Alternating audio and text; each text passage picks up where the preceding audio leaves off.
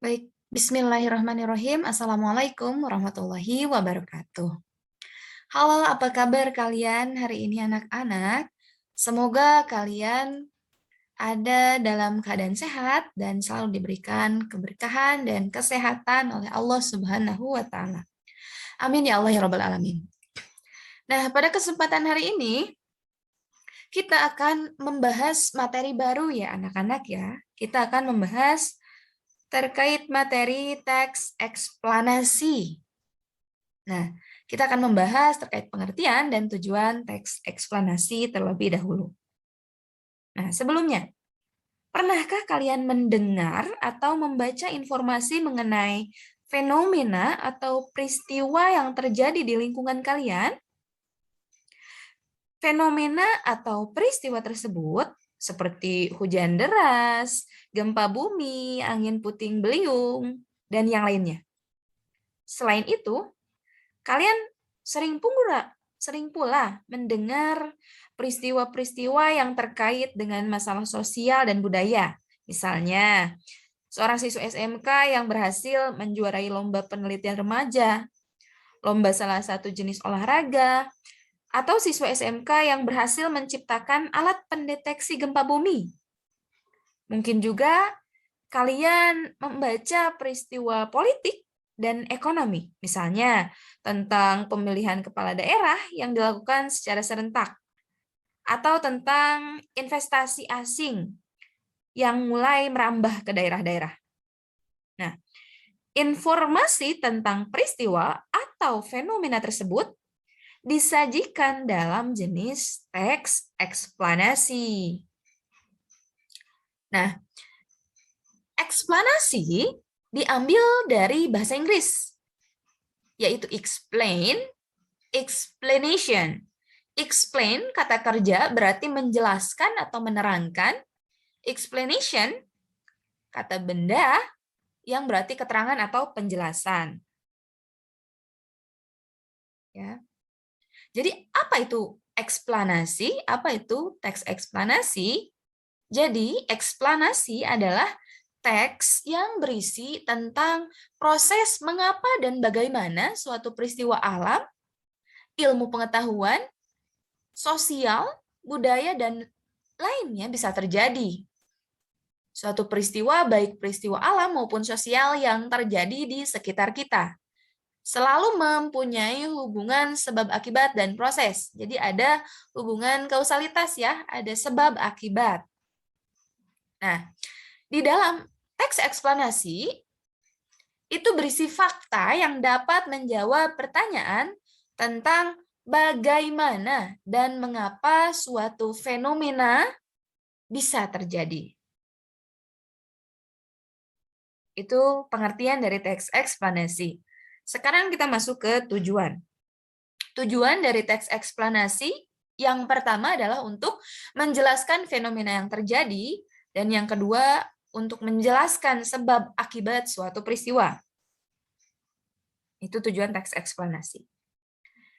Nah, sekarang kita lanjut ke bagian yang ketiga, memahami informasi dalam teks eksplanasi.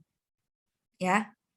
Tidak semua data atau fakta dapat diolah menjadi sebuah informasi bagi penerimanya.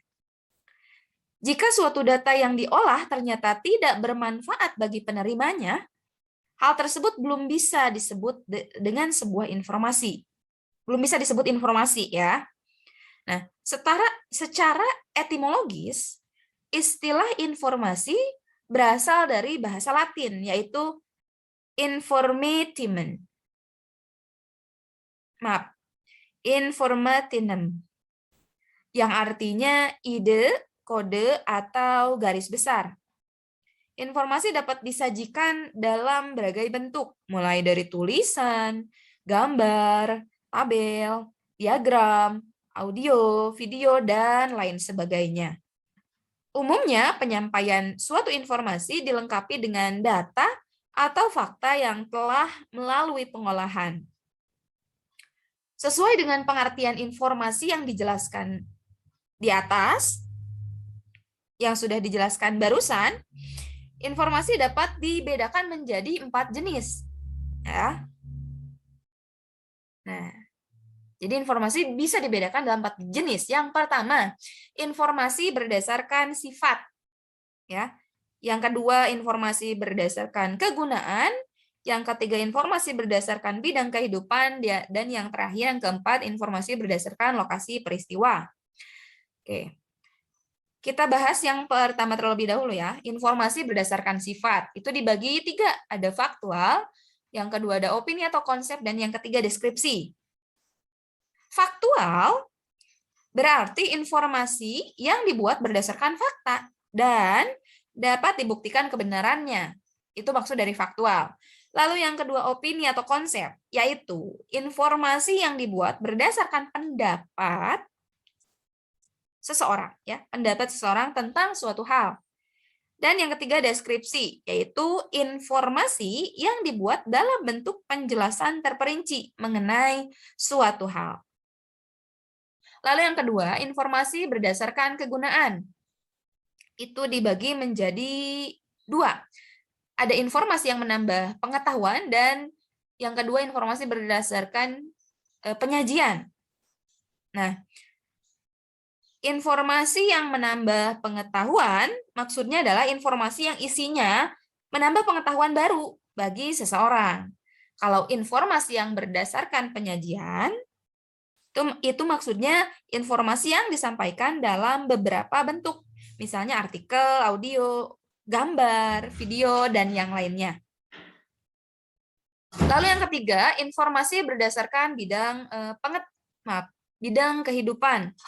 Nah, informasi berdasarkan bidang kehidupan, ini adalah jenis informasi yang dibuat dalam beberapa kategori, seperti informasi kesehatan, informasi pendidikan, informasi bisnis, olahraga, dan sebagainya. Dan yang terakhir, informasi berdasarkan lokasi peristiwa.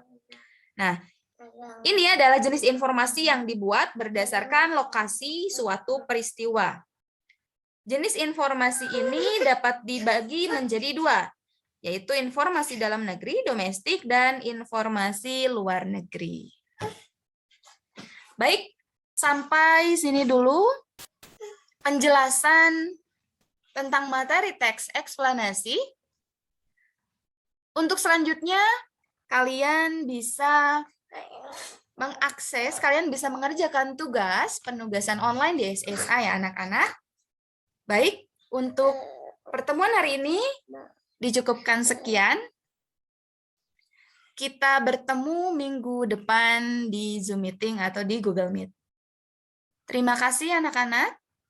Ibu tutup pertemuan kita hari ini dengan bacaan kafaratul majelis. Subhanakallahumma wa bihamdika asyhadu an la ilaha illa anta astaghfiruka wa atubu ilaik. Wassalamualaikum warahmatullahi wabarakatuh.